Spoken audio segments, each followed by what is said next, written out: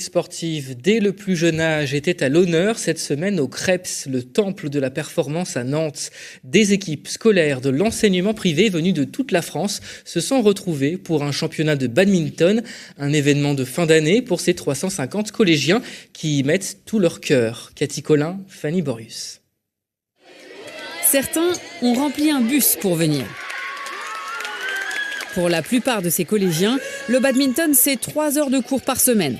Une option portée par des enseignants, beaucoup de plaisir et un challenge vécu ensemble jusqu'à ces championnats de France scolaires. Parce que c'est exceptionnel, d'être ici. On a envie d'être ici. Ouais. Avoir une médaille, un trophée. C'est un peu l'objectif qu'on s'était fixé au début de l'année. Alors qu'est-ce que ça change là d'en avoir fait à l'école ? Notre niveau.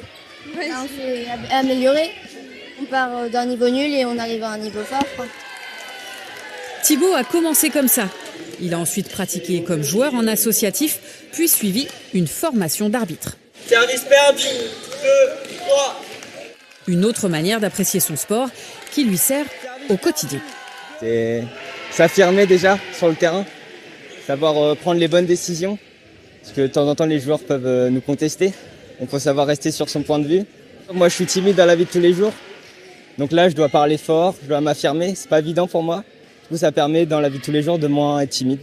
D'autres en font un projet de vie. Juliane, 11 ans, entrera au pôle espoir du CREPS l'année prochaine. Première étape vers le sport de haut niveau. Internat, 20 heures d'entraînement par semaine. Le jeune Vendéen voit très loin. C'est quoi la place du sport dans ta vie ?